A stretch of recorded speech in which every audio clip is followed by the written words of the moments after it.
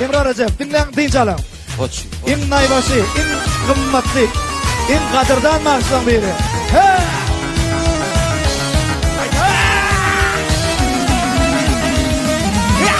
Yediyara, şunu 6 milyonla. Yorgo. Koçuyum. Kommedim ammati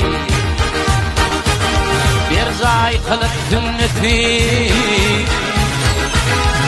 onların milleti inni bollun koçuyum koçuyda koçuyum finağlardan geçinir baktın korkan alayım dilinden dur geçinir koçuyda koçuyum finağlardan geçinir baktın korkan alayım dilinden dur geçinir finağlardan geçinir finağlardan geçinir koçuyum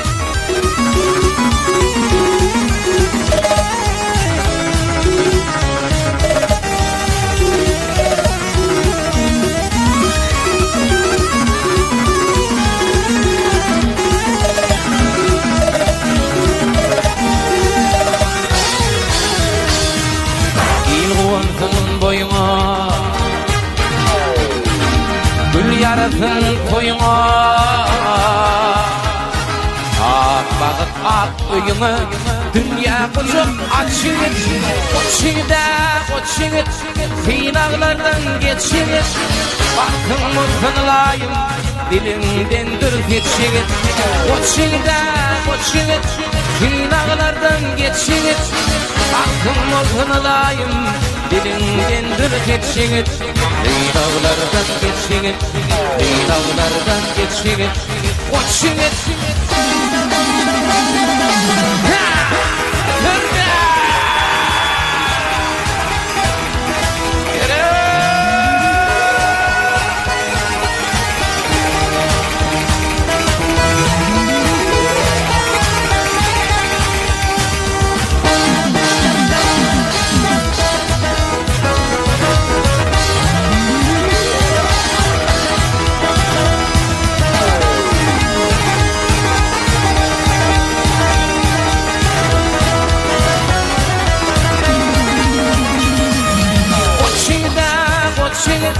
finağlardan geçinir baktın olsun alayım dilinden dur geçinir koçuyda koçunur finağlardan geçinir baktın olsun alayım dilinden dur geçinir finağlardan geçinir finağlardan geçinir finağlardan geçinir finağlardan geçinir koçunur.